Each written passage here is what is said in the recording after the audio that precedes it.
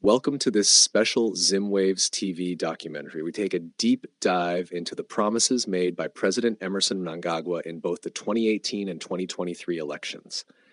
These promises were bold, ambitious, and full of hope, so much so that they painted a picture of a prosperous Zimbabwe, where healthcare is affordable, jobs are plentiful, borders are efficient, and electricity flows like water. But as we all know, hope is a dangerous thing, especially when it's placed in the hands of politicians. Fast forward to 2025, and Zimbabweans are still waiting for delivery trucks loaded with the goods promised. In this documentary, we'll take a closer look at how those promises fared when faced with the harsh reality of governance. Spoiler alert, it's not pretty. So sit back and get ready for a humorous, sarcastic, and yes, sometimes painful ride as we revisit the promises of a new dispensation and see how they've aged. Don't forget to subscribe, because if you're still hoping for a brighter future, you'll need a reason to stick around. In 2018, President Emerson Mnangagwa assumed office, not riding the crest of a revolutionary uprising, but on the allure of reform and renewal.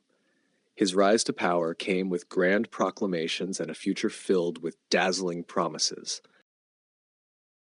And count on the Second Republic's robust policy and regulatory environment. In line with Zimbabwe is open for business and is open for making money. That is the philosophy. My government is continuing to foster an environment which provides employment and self-employment opportunities for all categories of our people. Let me therefore reiterate that both domestic and foreign investors are welcome to do business in our motherland, Zimbabwe. He painted a vivid picture of Zimbabwe as a land of milk and honey, a beacon of economic rejuvenation and democratic restoration. He pledged that our beloved nation would finally step into the spotlight of global admiration, a place we could proudly call home, without the burden of sidestepping uncomfortable questions about its political and economic state. For a moment, a flicker of hope danced in the hearts of many Zimbabweans who dared to believe that the dark days of stagnation and repression might soon be over. Mnangagwa's inaugural promises seemed tantalizingly within reach. His government spoke of bold reforms, re-engagement with the international community, and sweeping measures to attract foreign investment. Infrastructure development was to be the cornerstone of his administration, with images of smooth highways, modern hospitals, and efficient public services tantalizing the public imagination. The rhetoric was robust, and the vision ambitious, a second republic that would stand in stark contrast to the corruption and decay of the past. His mantra of "Zimbabwe is open for business" echoed across diplomatic corridors and economic forums as a clarion call for a fresh start. However, fast forward to today, and the reality on the ground tells a vastly different tale. The delivery truck carrying the president's promises appears to have hit an endless series of potholes, both literal and figurative, leaving its precious cargo lost or severely delayed. The transformational agenda that was once the centerpiece of his campaign now languishes in the margins of political rhetoric, with scant evidence of tangible change. The everyday Zimbabwean, struggling to navigate the twin burdens of inflation and unemployment, finds little solace in unfulfilled assurances. As the cost of living continues to soar and essential services deteriorate, disillusionment has taken root where optimism once flourished. A closer examination of Mnangagwa's flagship promises reveals a pattern of ambitious declarations followed by disappointing outcomes. His economic revival plan, hailed as the vehicle for national prosperity, has largely sputtered under the weight of endemic corruption and policy inconsistency. The much-anticipated currency reform has done little to stabilize the economy, leaving ordinary citizens grappling with a volatile and unreliable monetary system. Pledges to clamp down on corruption have yielded high-profile arrests with little follow-through, reinforcing public cynicism about the sincerity of anti-graft efforts. Infrastructure projects, frequently showcased as evidence of progress, often turn out to be superficial improvements or incomplete ventures, emblematic of a government that struggles to translate vision into sustainable action. Perhaps most glaringly, The democratic reforms that were supposed to distinguish the new dispensation from its predecessor remain elusive. Media freedom continues to be under siege, with journalists facing harassment and persecution for daring to hold power accountable. Political space remains constrained, as opposition parties and activists encounter familiar patterns of repression. Elections, which were supposed to reflect the will of the people, with newfound transparency, have been marred by irregularities and contested outcomes. The promise of a fair and just society governed by the rule of law appears increasingly distant, leaving many Zimbabweans questioning whether the Second Republic is merely the First Republic in new clothing. As we revisit the grand promises that once stirred hope, it becomes clear that Mnangagwa's tenure has been a sobering reminder of the chasm between political rhetoric and governance.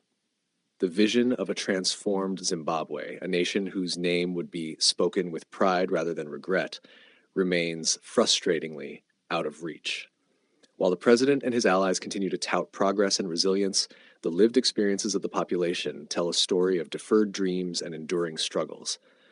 The delivery of the milk and honey has not materialized, and the wait grows increasingly bitter. So, as we pause to reflect on the state of the nation and the trajectory of its leadership, a familiar cautionary sentiment comes to mind. Don't hold your breath. First on the list of President Mnangagwa's campaign promises was a bold vision of guaranteed, affordable health care for all. He spoke of transforming Zimbabwe's health sector into a model of efficiency and accessibility, a place where illness would no longer be a death sentence for the poor, and where the dignity of care would be restored.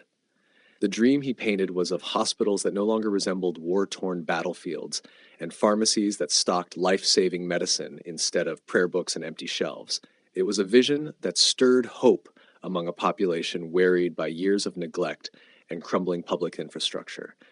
He promised a new dawn, one where access to quality medical services would become a basic right rather than an elusive privilege. Fast forward 7 years, and the reality of Zimbabwe's healthcare system feels more like a recurring nightmare than the paradise once envisioned. The state of public hospitals is a grim reflection of broken promises, places where hope and life itself often go to die. The very institutions meant to be sanctuaries of healing have been reduced to symbols of despair. Emergency rooms without functioning equipment, maternity wards without basic supplies, and treatment centers where patients lie unattended for hours or even days have become the norm. Being sick in Zimbabwe today feels like a luxury reserved for the wealthy, while the poor are left to navigate a healthcare landscape that offers more suffering than solace. Healthcare workers, doctors, nurses, and other medical professionals are the unsung heroes of this tragic tale. Their dedication and resilience in the face of appalling conditions are nothing short of remarkable. But even heroes have limits. Since Mnangagwa's rise to power, these frontline defenders of life have been forced to stage strike after strike, demanding salaries that can buy more than a loaf of bread and a few basic necessities. The dramatic standoff of 2020 was perhaps the most telling episode. Doctors abandoned their posts, not out of choice, but out of sheer necessity. Working for a pittance was unsustainable. The value of their salaries had been eroded to peanuts, and soon even peanuts were a distant luxury, leaving them with shells and little else. Meanwhile, the absurdity of Zimbabwe's healthcare crisis continued to unfold. Patients arriving at hospitals were no longer merely recipients of care, but became unwilling participants in a do-it-yourself medical system. Instructions to bring their own gloves, that syringes, bandages, and even disinfectants turned desperate situations into cruel jokes. Families were reduced to suppliers of medical essentials, while healthcare professionals did their best with what little remained. This transformation of healthcare into a parody of survivalist medicine has left countless citizens disillusioned and vulnerable. The grim humor of DIY surgery may evoke laughter, but it masks a tragedy that cuts deep into the nation's soul. And yet, despite the cries for reform and adequate funding, the government's financial commitment to health remains woefully inadequate. Mnangagwa's administration has failed to align its spending with the grandiose promises of his campaign. The Abuja Declaration, a solemn pledge made by African leaders to allocate at least 15% of their national budgets to healthcare, remains little more than a rumor in Zimbabwe. Year after year, the health sector has been starved of the resources it so desperately needs.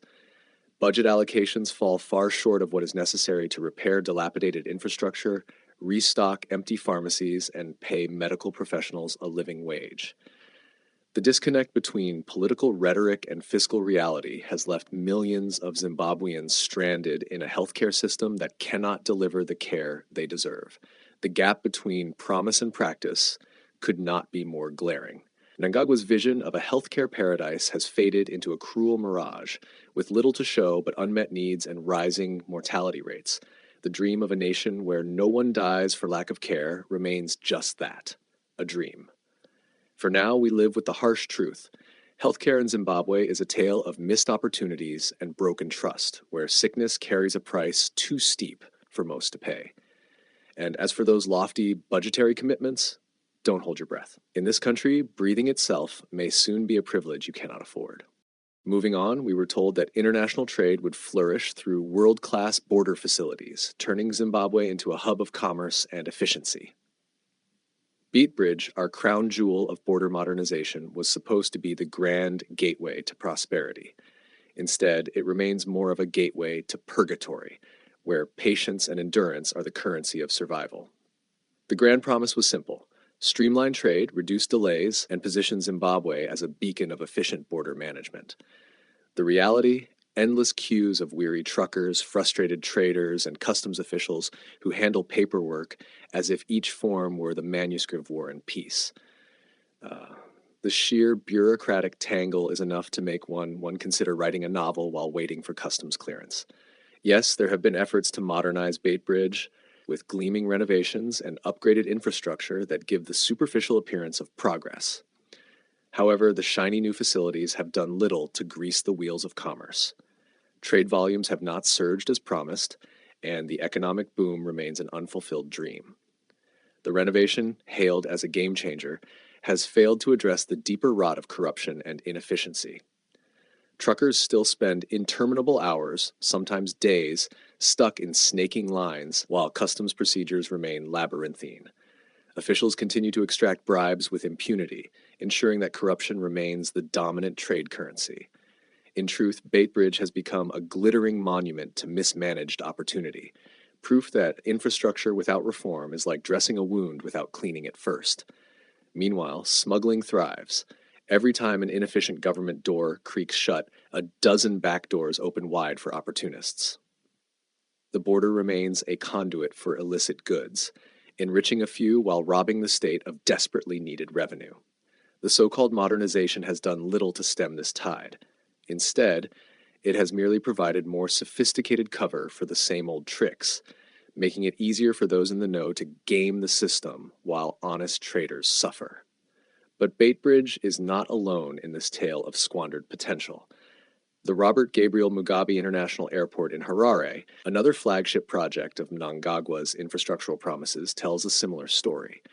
Announced with much fanfare as a major upgrade to enhance air travel and boost trade, the renovation turned out to be little more than a cosmetic touch-up. The so-called improvements focused largely on adding a plush new VIP section designed not for the public, but to cater to government officials. The primary beneficiaries? A select group of elites and shadowy figures using the discreet corridors of this exclusive wing to facilitate the covert smuggling of gold and other valuables. Instead of creating an international gateway for commerce and tourism, the revamped airport serves as a velvet-lined smuggling route, hidden from public scrutiny. The disconnect between the grandeur of official announcements and the underwhelming reality on the ground could not be more stark. Both Bait Bridge and the airport renovations highlight a familiar pattern. Promises of transformative change are betrayed by a failure to tackle the systemic issues of corruption and governance. Shiny buildings and modernized facades are no substitute for real reform. The infrastructure may look impressive, but without integrity, transparency, and accountability, it's nothing more than a hollow shell. As we reflect on the promises of world-class border management and enhanced trade, the conclusion is unavoidable. The glitter of modernization conceals the grit of dysfunction, and Zimbabwe's trade ambitions remain stuck in neutral. The smugglers, of course, are thriving, proof that where inefficiency reigns, opportunism flourishes. So, the next time someone extols the virtues of these upgrades, remember this: it's not the buildings that need renovating, it's the system itself. Until that happens, don't hold your breath for trade to boom. In Zimbabwe, even progress can get stuck at the border. Delivering the Zimbabwe you want, a slogan so grand yet so vague that it felt like a Rorschach test for hope. What do Zimbabweans want? It's not rocket science. We want peace, prosperity, and the simple joy of buying a loaf of bread without consulting a calculator to juggle prices between USD, the Zim dollar, and sheer confusion. Inflation, that relentless monster lurking under our collective bed, has been devouring savings and turning dreams into dust. Remember the hyperinflation horror show of 2019-2020? Bread prices didn't just rise, they skyrocketed. One day's loaf was the next day's cruel punchline, doubling overnight. Shopping for basic goods felt like starring in a bizarre game show called Guess the Price of That Tomato. And the grand return of the Zimbabwean dollar, intended as a proud symbol of sovereignty, instead became a tragic symbol of instability and mistrust. The reintroduction of the Zim dollar was supposed to mark a new era of economic self-determination. Yet it quickly devolved into a cruel joke at the expense of ordinary citizens.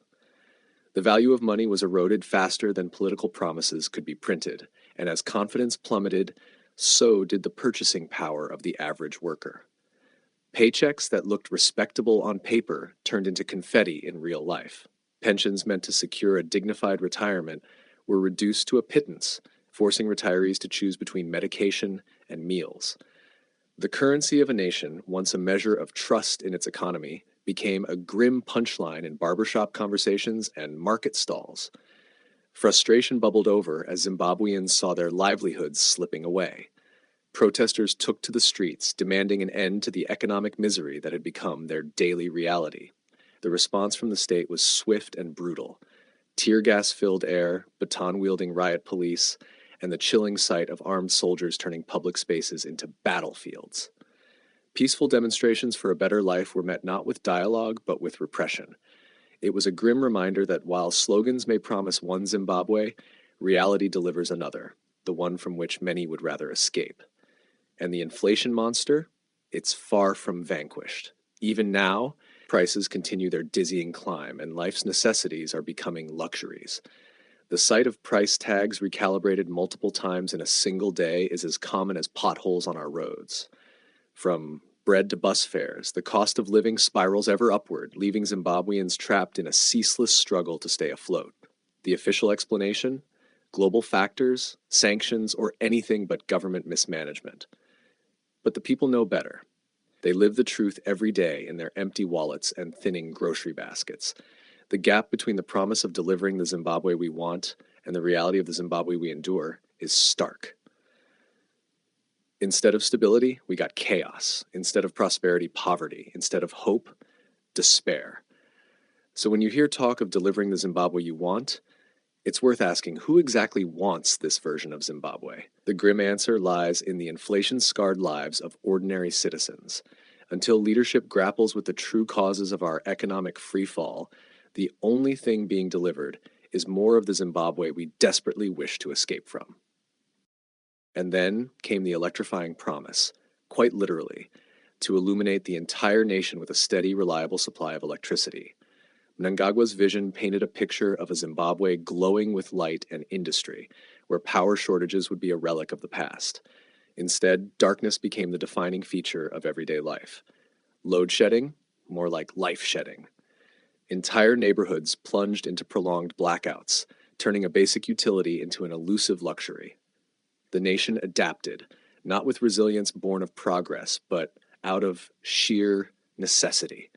When the lights go out so often that the sound of a generator feels more familiar than the chirping of birds, you know you're living in the land of power cuts. The crisis reached levels of absurdity when Kariba Dam's water levels dropped, sending the nation into a spiral of drastically reduced hydroelectric output. Suddenly, water scarcity was the villain in a story that had already been marred by decades of poor planning. The result? ZESA's daily announcements of scheduled power cuts, which read more like fictional forecasts than reliable timelines. Electricity will be restored at 6 p.m. became the ultimate inside joke, with 6 p.m. meaning anything from midnight to sometime next week, or never. Entire communities were left to guess when the power would return, like contestants on a sadistic game show called Who Wants to Be a Millionaire in Patience. And what of the grand rural electrification program? It was supposed to connect remote areas to the national grid and uplift rural livelihoods. Instead, it's become a cruel punchline.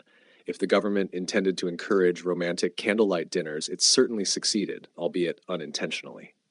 The glow of kerosene lamps and the flicker of candles are not the symbols of progress Zimbabweans were promised. Entire villages remain in the dark, both figuratively and literally, as electricity remains a pipe dream for many. Those with the means to escape total blackout have turned to solar power, not thanks to government initiative, but through private enterprise. Solar panels have become the symbol of survival in a land where grid power is as dependable as rain during a drought. Mnangagwa's vision of a bright Zimbabwe remains just that, a vision. The reality is a nation stumbling around in literal and metaphorical darkness. Businesses have been crippled, production throttled, and everyday life reduced to a cycle of waiting for the next blackout. The economic toll is staggering, as industries reliant on consistent power have either scaled back operations or shut down entirely. What's left is an economy on life support, where innovation and resilience are driven by necessity rather than progress. The irony is palpable. A land rich in natural resources remains energy starved. Coal reserves, solar potential, and even the promise of regional power partnerships lie dormant, while Zimbabweans grapple with flickering lights and power bills that defy logic. The government's inability to stabilize the energy sector is a glaring failure, a stark reminder that promises of power are meaningless without action to back them up. Darkness reigns not just in homes and businesses, but in the hearts of a people who dared to hope for more. So when you hear grand declarations about lighting up the nation, remember the countless nights spent in darkness. Remember the hum of generators drowning out quiet evenings, the candle stubs burning out before bedtime stories could be finished, and the endless cycle of disappointment when the switch flicks on, but nothing happens. Until real solutions replace hollow promises, the only illumination Zimbabwe can count on is the persistent glow of unmet expectations.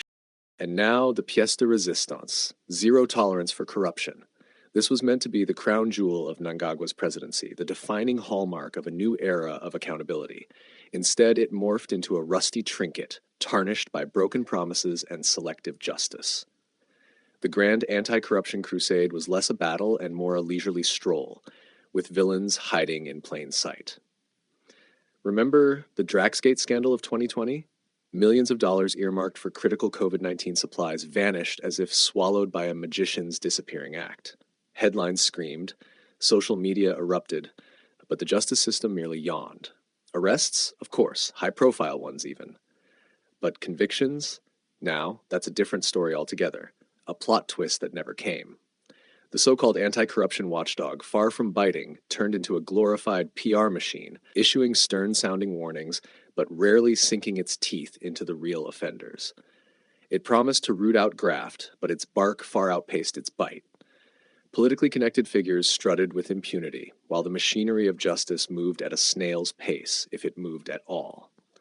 For every dramatic arrest splashed across the evening news, there was a quiet retreat behind closed doors where deals were cut, files went missing, and justice slipped further out of reach. Corruption has become so normalized that even toddlers can recite the word tenderpreneur before they learn the alphabet. Tender scandals, gold smuggling syndicates, and under-the-table deals have turned public offices into private cash registers. Zimbabwe's economy, already fragile, is hemorrhaging resources, not from external sanctions, but from internal plunder. Every stolen dollar meant for hospitals, schools, or public services is a nail in the coffin of national progress. The roads remain cratered, clinics devoid of medicine, and schools overcrowded. Not because the money isn't there, but because it lines the pockets of the connected few. And while those at the top dine on ill-gotten gains, ordinary Zimbabweans foot the bill.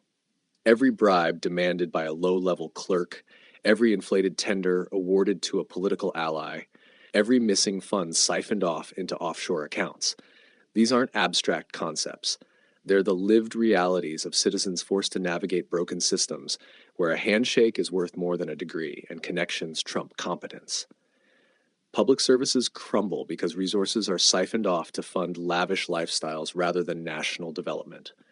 Zero tolerance for corruption? It was a grand proclamation, a lofty promise that filled campaign rallies with hope. But in practice, it's a hollow slogan, a tragicomic reminder that the more things change, the more they stay the same. Until real accountability is enforced with consequences that match the crimes, the fight against corruption remains a farce. Promises alone won't build hospitals, pave roads, or feed hungry children. Real progress demands more than handshakes and headlines. It demands action. And in this regard, the bright new dawn that was promised remains as elusive as justice itself. 7 years. 7 long years. It feels like just yesterday we were promised a new dawn, a glorious sunrise of prosperity and progress. In fact, if you squint hard enough, you might still see that promise, though it's probably just a mirage on the horizon. Zimbabweans, bless their tireless, resilient hearts, have kept their end of the deal. They've worked harder than a honey badger in a beehive, stayed more resilient than a cockroach after a nuclear blast, and held on to hope with the same tenacity as someone buying a lottery ticket in the hopes that today is finally their day. But let's be real for a second. Resilience alone isn't going to save us. You can't fix a broken economy with sheer willpower, fill an empty stomach with blind optimism, or light up a dark home with nothing but good vibes. Though we've tried, and trust me, we really have. These things, shockingly, require actual results. You know, the kind you can touch, see, and feel, like, say, electricity or a stable currency. Remember those promises back then? Oh, they were biblical in scale, like Moses-level stuff. We were practically promised rivers of milk and honey flowing through the streets, with a side of free Wi-Fi and a perpetual, guaranteed 72-degree Fahrenheit climate. It was a paradise on paper. The reality, though, it's been more like a drought, punctuated by a few drizzles of hope, like a rain dance with zero rhythm. Underwhelming doesn't even begin to cover it. It's like calling a desert mildly sandy. It's been more under-delivering than a pizza place that forgets to put cheese on the pizza. Thanks, guys. That's the entire point of pizza. So, as we hurtle towards 2028, the burning question isn't whether Mnangagwa can conjure up another round of shiny new promises. He's practically a magician at this point. No. The real question, the one keeping us up at night, when the power's on, mind you, is whether anyone will actually believe him this time. Will anyone buy into the same old song and dance, the same tired routine? Or will they finally say, fool me once, shame on you. Fool me 7 times? Well, now we're starting to look real foolish. For the honest truth, served with a side of dry wit, a dollop of humor, and just the right amount of sarcasm. Because honestly, what else is left to do but laugh? Stay tuned to Zimwaves TV. We're here to tell it like it is, even if it is a bit of a hot mess. Don't forget to subscribe. It's the one thing you definitely won't regret. Unless, of course, you don't like truth, humor, or sarcasm. In that case, feel free to switch to daytime TV, where everything is sugar-coated and no one talks about the power cuts.